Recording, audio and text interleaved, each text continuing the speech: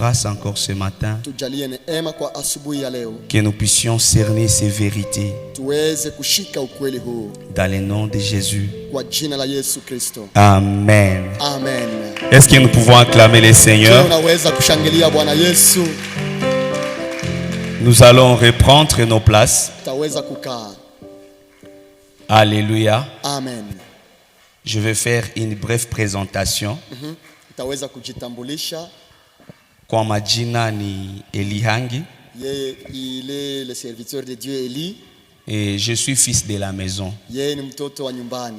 J'ai été baptisé à la 55e CFC Evungi à 2005. Donc je suis enfant d'ici. Tous les deux parents prient ici. Je suis fils à Papa Pépé et Maman Semida. Et c'est pour moi une joie de participer à cette activité. Puisque je suis juste revenu à la maison. Alléluia. Amina. On va juste s'excuser. Parler à Swahili, il faut vraiment avoir les dons de grâce.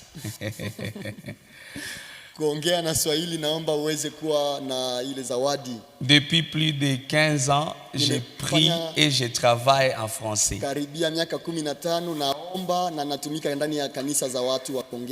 Alors j'ai beaucoup du mal vraiment à avoir des termes vrais à Swahili. Si Dieu kama munaniruhusu nihubiri na français wazazi wangu. Usikwe banasema mulu abiri asa ina biribi ana iko juu ya uzoefu. C'est à cause de l'habitude. Donc mutanichukulia sana. Alors veuillez me comprendre. Alors tellement que notre enseignant a commencé, je voulais continuer dans le même angle, mais parler plus du culte. L'objectif de ces enseignements, c'est amener chaque personne à devenir un adorateur de Dieu. Amener toute personne à comprendre qu'il a été sauvé pour adorer. Il a été sauvé pour rendre culte. Il a été sauvé pour honorer Dieu. C'est pourquoi quand l'homme de Dieu est en train de parler de ces choses, je ne vais pas m'écarter de la logique. Nous allons utiliser les mêmes images pour comprendre les cultes. Puisque si ces choses ne sont pas réunies, il n'y a pas culte.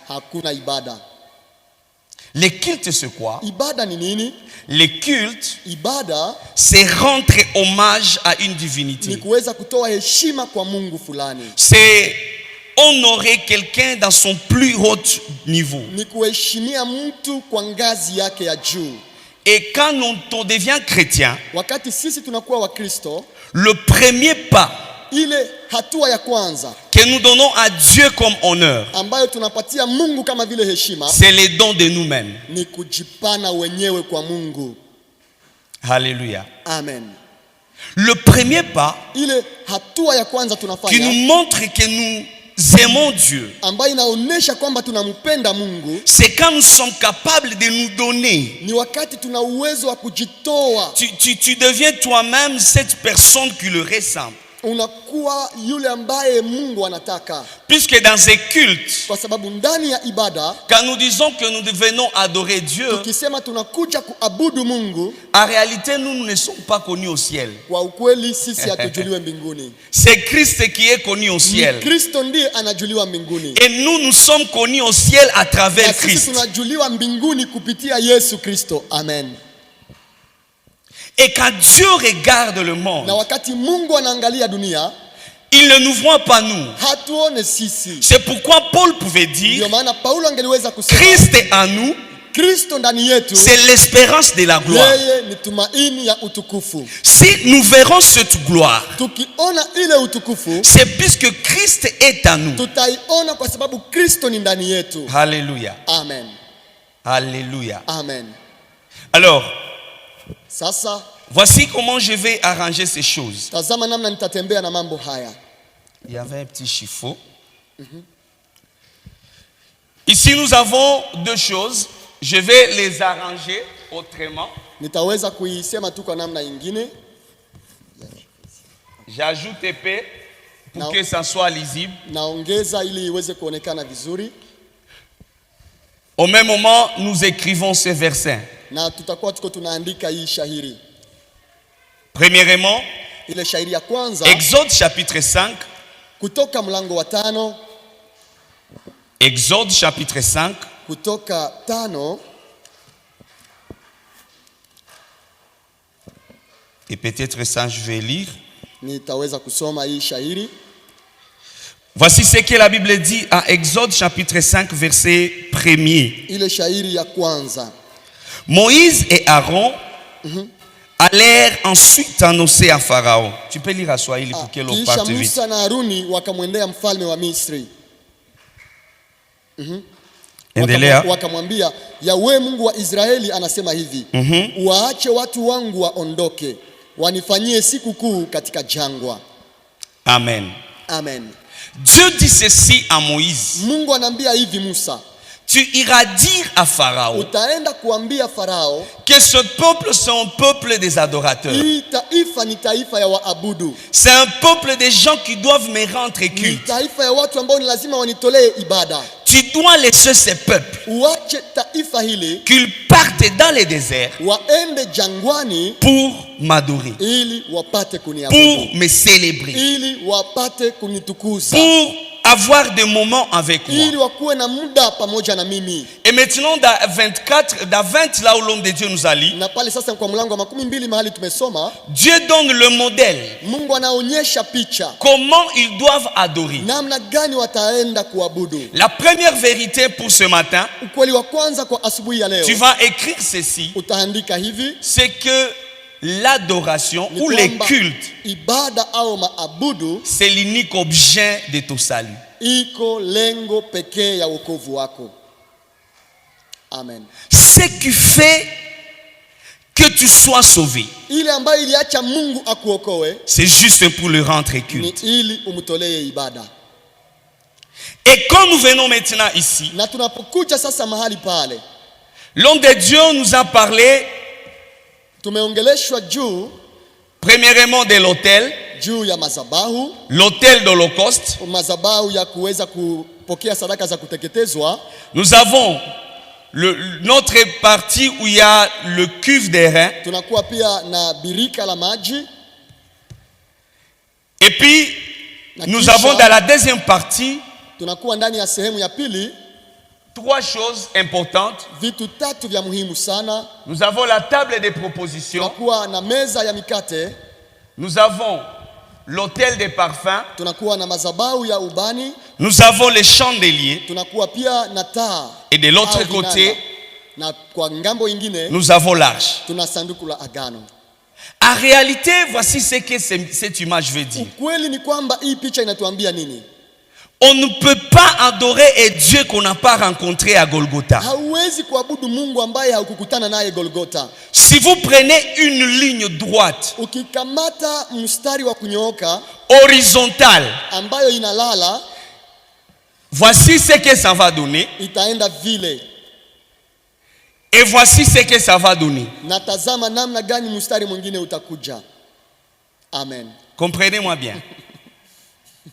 Nous sommes en train de parler du culte. Tunaongea juu ya ibada. Les choses étaient arrangées Mambo ilipangwa namna pour préfigurer la croix. ya kukuwa na picha ya msalaba. On devait commencer les cultes, comme on l'a dit dans les psaumes 100, Tungeliweza kuanza ibada kama vile Zaburi 100 par les actions de grâce. kwa kuleta shukurani. Ça, c'est à la porte. Pale ni kwenye mlango. Mais quand vous arrivez à l'intérieur, Na ukifika ndani, Vous sentez votre manquement. Unasikia kwamba una upungufu. Vous voyez votre saleté. Unaona ile uchafu yako. Vous voyez vos limitations. Unaona mipaka yako. Et c'est là où vous venez à l'autel. Ni pale unakuja kwenye madhabahu. Vous dites Seigneur, unasema Bwana, oui je suis venu avec les actions de grâce. Nimekuja na shukrani. Mais avant de continuer, lakini mbele niendelee, j'ai besoin du sang. Nahitaji damu yako. Amen. Amen. Et on ne peut pas parler du culte na hauwezi kuongea juu ya ibada si tu n'as pas suivi ces processus. Kama haukufuata ile njia. Et le sang, où est-ce qu'on le trouve? Na damu utaipata wapi? On le trouve à la croix. Utaipata kwenye msalaba. Alléluia. Amen. On le trouve à la croix. Utapata ile damu pale kwenye msalaba.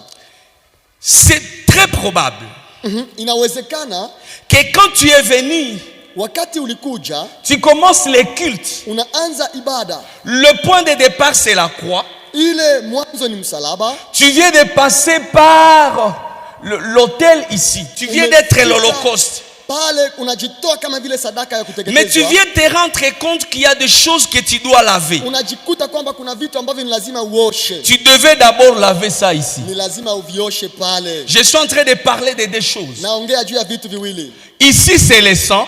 Pale ni damu. Mais ici c'est la parole. Lakini pale kuna kuwa neno. Le sang nous purifie. Damu inatutakasa pour nous donner position à Christ. Ili itupe anwani katika Kristo. Mais la parole nous purifie. Lakini neno linatuosha pour le ressembler davantage. Ili tufanane Yesu. C'est pourquoi Jean 17 dit. Ndio maana Yohane 17 Biblia inasema. Je crois à partir du verset 10. Kuanza ile shairi ya 10. Il dit je ne suis plus dans le monde. Anasema mimi si wa dunia. Je les ai rachetés pour toi. Nimewakomboa kwa ajili yako. Je les ai sauvés. Nimewaokoa. Mais je prie une chose. Lakini naomba kitu kimoja. Sanctifie-le par ta parole. Watakase kwa neno lako. Car ta parole c'est la vérité. Kwa sababu kweli neno lako ni kweli. C'est pourquoi si quelqu'un dit ceci. Ndio maana mtu akisema hivi. Que je suis un adorateur de Dieu. Mimi ni muabudu wa Mungu. Et que chaque jour, na kwamba kila siku il ne voit pas sa vie à travers le miroir. Haone maisha yake ndani ya ile kioo. Qui est la parole de Dieu. Ambayo ni neno la Mungu. Il ne peut jamais donner un culte agréable à Dieu. Hawezi kurudishia Mungu ibada ya kweli. Amen. Mpaka pale tunaelewana bazazi yangu. Je vais aller lentement. Nitaenda pole pole. Le sang de Jésus a été versé une fois pour toutes. Damu ya Kristo imemwangika mara moja tu. Et ça nous a donné la nature de Dieu. Na imetupa asili ya Mungu. Mais cette nature lakini ile asili a besoin d'être chaque jour travaillée. Inahitaji kutumikwa kila siku. Pour que nous puissions ressembler davantage. Ili tupate kufanana tena na tena. Ceux qui entrent dans le lieu très saint. Ce sont les personnes qui ressemblent à Christ. C'est seulement le souverain sacrificateur qui devait y entrer. Puisque c'est les lieux où on n'a pas besoin de complaisance. Vous savez, Dieu n'est pas complaisant. Dieu n'est pas sentimental. Dieu ne subit pas la pression de nos émotions.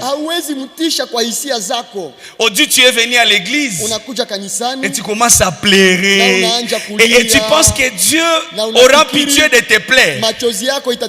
Si tu n'as pas rencontré le sang et tu n'as pas la parole, il n'y a pas l'adoration pour toi.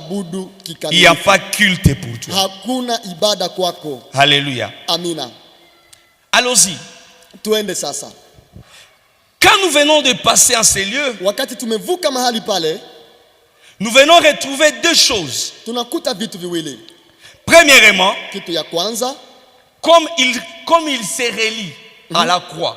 Kama vile inakuwa kwenye msalaba. Ici nous avons la table des propositions. Kunakuwa meza ya mikate. Et ici nous avons les chandeliers. Na tunakuwa pale na taa au taa.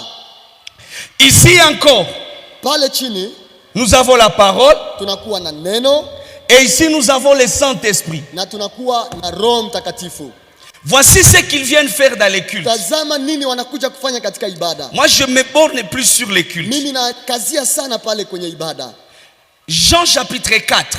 Yohane mlango wa 4. Lisons ça. Tusome ile. Ça va nous permettre de comprendre. Itatusaidia kuweza kuelewa. Jean chapitre 4. Yohane mlango wa 4. C'est l'histoire que nous connaissons bien. Il y a une femme samaritaine qui s'approche de Jésus. Et à un moment donné, Jésus est en train de discuter avec elle. Et il commence à révéler ces choses. Voici ce que la Bible dit. On peut commencer au verset 15. Mais comme il n'y a pas assez de temps, vous commencez à 22 jusqu'à 25. Biblia inasema hivi: ninyi wa Samaria hamjui mnachokiabudu, sisi tunajua tunachokiabudu, kwa sababu wokovu unatokea kwa njia ya Wayuda. Lakini kutakuwa wakati nao umekwisha kutimia, wale wanaoabudu kwa kweli, la vérité, watakaoabudu kwa kweli, watakapomwabudu Baba katika roho na ukweli. Et ici nous avons l'esprit. Allons-y. Kwa maana Baba anataka watu wanaomwabudu kwa namna ile. Amina. 24. Mungu ni roho. Nao wanaomwabudu wanapaswa kumwabudu katika roho na ukweli. Amen. Amina. C'est ce que cette image nous enseigne. Ni ile picha tunayopata pale. Quand on vient de sortir du parvis, wakati umetoka ndani ya kiwanja, tu es entré avec des actions de grâce. Umeingia ukiwa na shukrani. Tu es entré, quand tu arrives à l'intérieur, tu loues. Unapofika pale unasifu Mungu. Et quand tu es en train de louer, na kwenye kiwanja ukisifu Mungu, tu te rends compte qu'il y a des manquements. Unakuta kwamba una madhaifu. Et tu commences à te laisser laver. Na unaanza kujisafisha pale. Tu entres dans la seconde partie. Unavuka sasa kwa sehemu ya pili. Cette seconde partie te donne deux éléments. Pale utakuta vitu viwili. Premièrement, kitu ya kwanza, la vérité. Utakuta ukweli. Et deuxièmement, na kitu ya pili, l'esprit. Utakuta roho. Et il est dit, na imesemwa, ceux qui adorent le Père wanaoabudu Baba l'adorent en esprit et en vérité. Wanamwabudu kwa roho na kweli. Qu'est-ce que ça signifie? Hii inamaanisha nini? La vérité, ukweli, est liée à la connaissance parfaite de Dieu. Inatokana na kumjua Mungu gisi iko. Alléluia. Amina.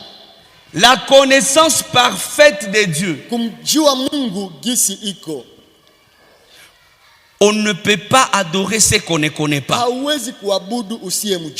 C'est pourquoi il dit à la femme, vous adorez ce que vous ne connaissez pas. Nos églises sont remplies par des personnes qui adorent et Dieu par information.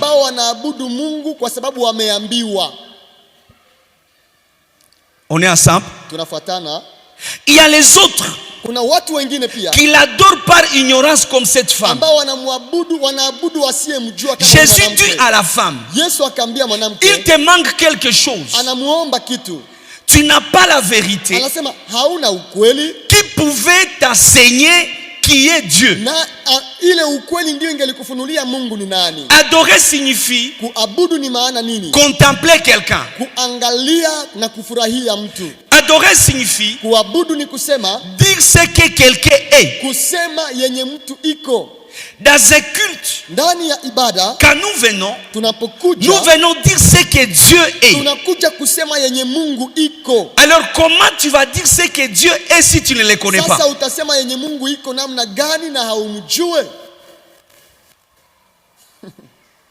Alléluia. Amen. Comment? C'est impossible que tu t'appelles adorateur ou que tu dises que tu es venu dans ces cultes alors que la parole qui est la vérité ne t'a pas donné une connaissance parfaite de Dieu. Je viens de montrer que l'on peut venir, l'on commence à adorer Dieu par information. Cette femme dit ceci à Jésus. Il dit, nous adorons le Dieu d'Isaac et de Jacob. Jésus pouvait poser la question, qui es-tu pour toi? Est-ce que tu les connais même? Et la femme commence à donner des explications. Oh non! D'ailleurs, Jacob est venu et nous avait laissé un puits. Le problème, ce n'est pas le grand puits. Le problème, c'est la rencontre personnelle avec ces dieux. Est-ce que tu les connais? Laisse-moi te poser la question. Est-ce que toi aussi tu les connais?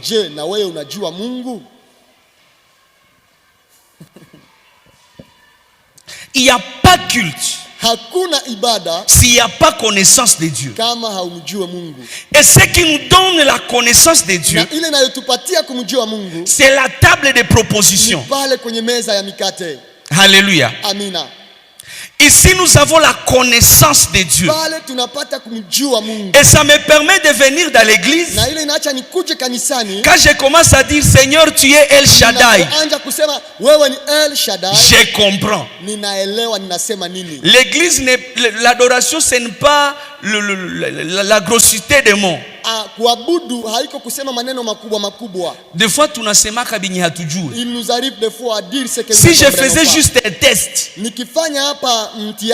quand nous disons Yahweh Jireh, Yahweh Adonai, maana kenjo, que signifie tous ces noms-là? Quand tu ne comprends pas ça, tu es juste comme un marketeur. Mais tu ne connais pas même le produit. Tu es en train de venir avec un produit qu'on appelle Jéhovah Jireh. Et on te pose la question, as-tu une expérience personnelle avec lui? Tu dis non, non. On m'a juste informé qu'il s'appelle Jéhovah Jireh. Non, non, non, non. Là, il n'y a pas adoration. Là, tu es en train juste de faire une proclamation. Alléluia. Ça, c'est une proclamation.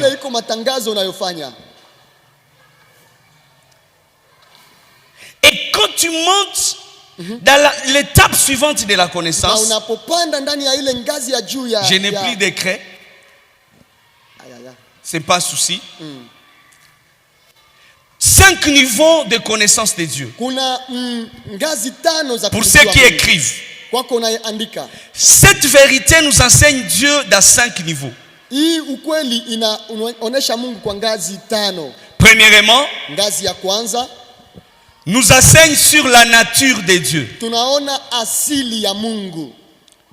Je veux mieux adorer Dieu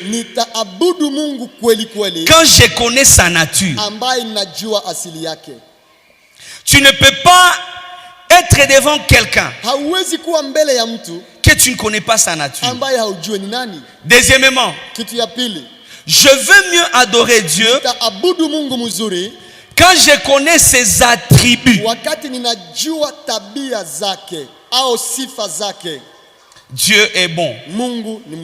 Quand toi tu dis que Dieu est bon, qu'est-ce qui passe dans ton esprit?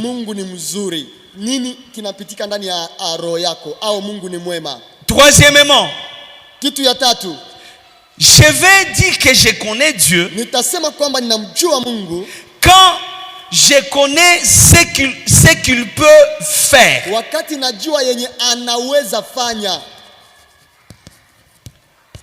Quatrièmement, je vais dire que je connais Dieu quand je connais ce qu'il me réserve. Laisse-moi écrire simplement la volonté de Dieu. Et dernièrement, je vais dire que je connais Dieu quand je connais la finalité, la finalité de ma vie. Connaître Dieu à la table de proposition, quand nous venons dans un culte, voici les choses qui nous guident. C'est pourquoi je suis en train de dire plusieurs fois aux chantres. On vous dit, c'est le temps d'adorer. Et puis quelqu'un vient dire Sata, Monamabe, Sata, Tukonyantaye. Tu te dis, est-ce que les chantres a compris? Même quand on dit louer Dieu, et puis en fait, il y a un souci. On pense que les cultes, c'est quand c'est la louange, c'est ce qui chauffe. Et quand c'est l'adoration, tout le monde descend. C'est pas ça. L'adoration commence quand tu ressembles à Christ.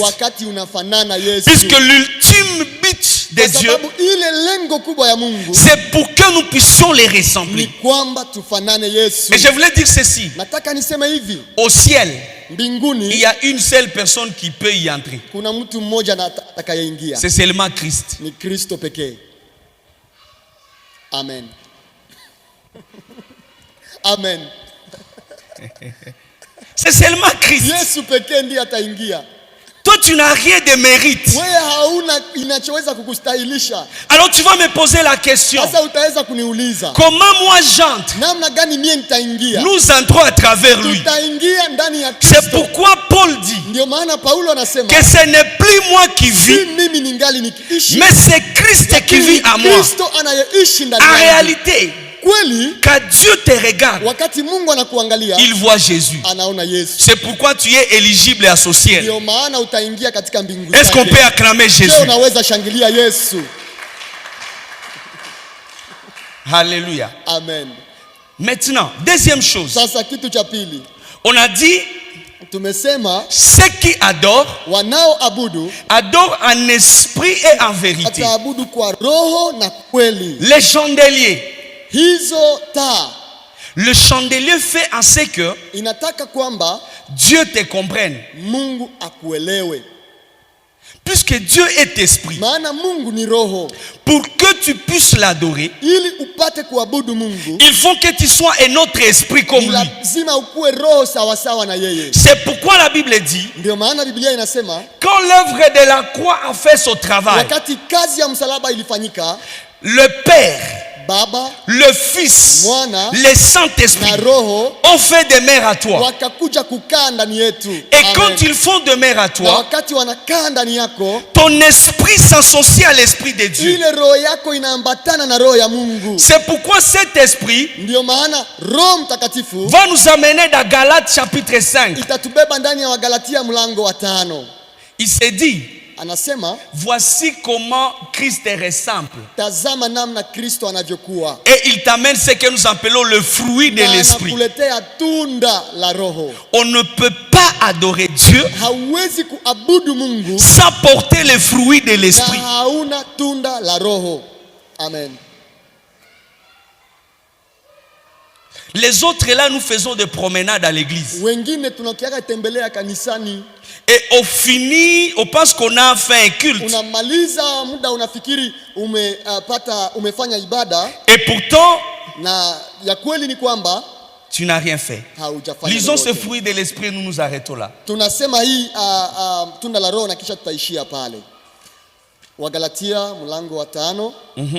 Commencez au verset 20 ou 21. Shairi ya 12, Biblia inasema ifuatayo. Tuanze kwa shairi ya 19. Matendo ya kimwili yanajulikana wazi. Nayo ndio washerati, uchafu, kutawaliwa na tamaa za kimwili, kutambikia sanamu, uchawi, uadui, ugomvi, wivu, kasirani, mapingano, matengano, ubaguzi, chuki, uuaji, ulevi, ulafi na mambo mengine yanayofanana na hayo.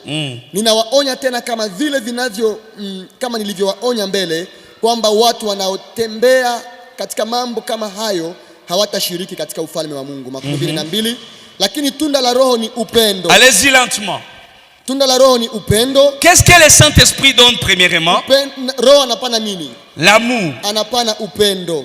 Deuxièmement, furaha, la joie, amani, uvumilivu, wema, oui, fadhili, uaminifu, upole na kujizuiza.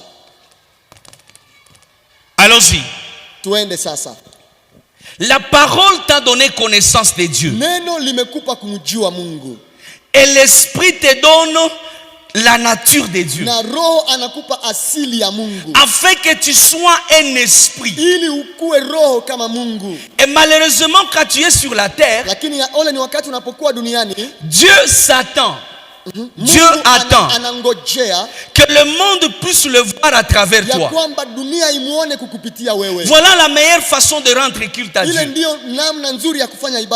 Que les gens voient Dieu par toi. Le problème de l'église, c'est que nous avons trop porté nos Bibles. Mais nous avons oublié de vivre la parole.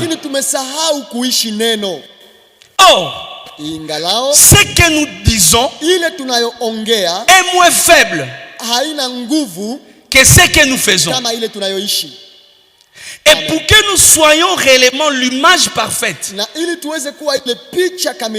on nous donne les caractéristiques de Dieu ou de Jésus. On dit premièrement, il est comment? Il est amour. C'est pourquoi vous allez trouver que la Bible remonte dans les siècles. La Bible dit Dieu est amour. Et toi tu ne peux pas dire rendre culte à Dieu si tu es incapable de mettre ton voisin. Puisque la croix n'était pas composée seulement des arbres verticaux. La croix est composée de l'arbre vertical et puis de l'arbre horizontal. Le premier ici nous met en relation avec le trône. Ça nous met en relation, en communion avec le ciel. Et ce qui est là nous met en relation avec les autres. Les cultes, tu ne le fais pas seul. Tu le fais avec les autres. Comment tu vas rendre culte alors que tu hais ton voisin?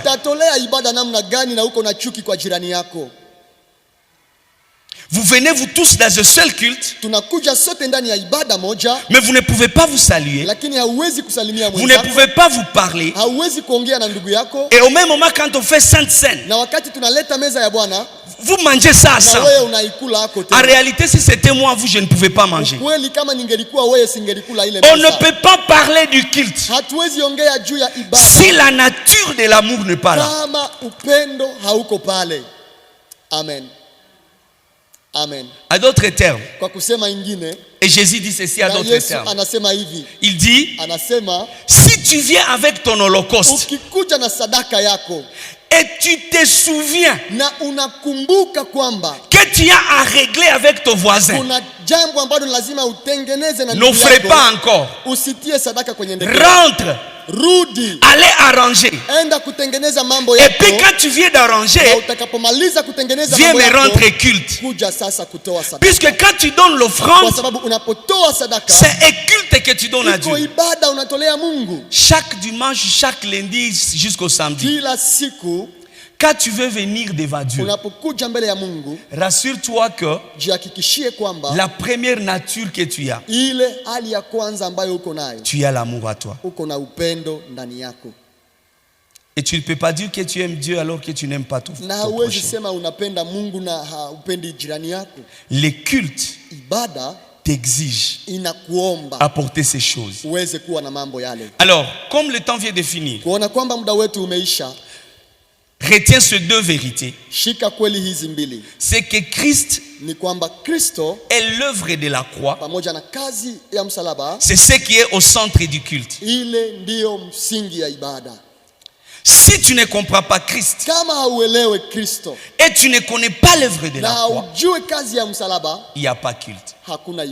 Deuxièmement, les cultes exigent une connaissance parfaite de Dieu et une ressemblance parfaite de Dieu. J'ai dit, les cultes exigent une connaissance parfaite de Dieu et une ressemblance parfaite de Dieu.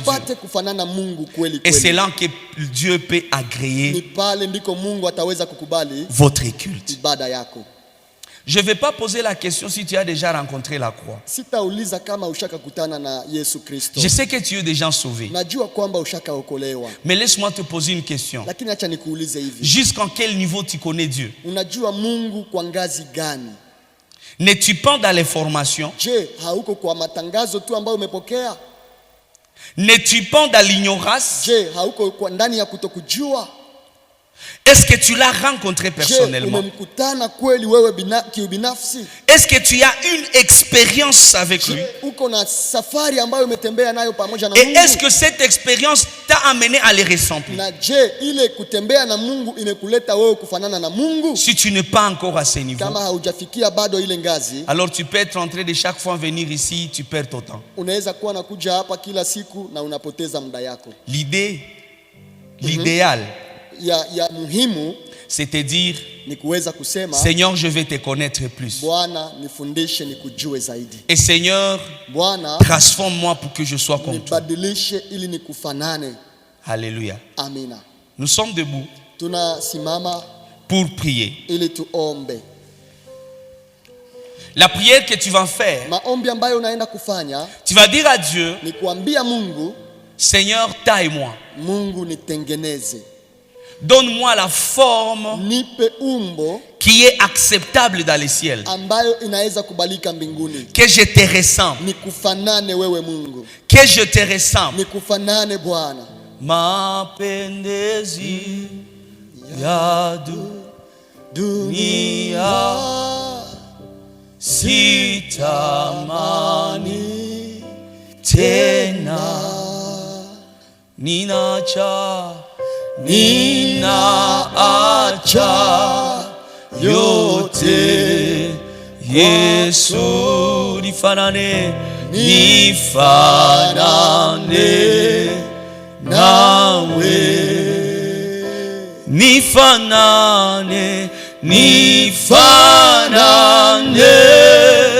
nawe, Yesu. Aho nyumbani, aho popote, kila siku ya maisha nifanane nawe. Anza kuomba, fanya wimbo huu kwa maombi yako. Na ni maombi pekee tunaenda kufanya kwa asubuhi ya leo, kuambia Mungu, nataka nikufanane, nisaidie nikufanane. Unaweza poteza siku zako zote kanisani, unaweza fanya giza ndani ya kanisa, venda ndani ya kanisa, mena haujatolea kwa Mungu hata ibada moja ya kweli, kwa sababu haujafanana Yesu Kristo.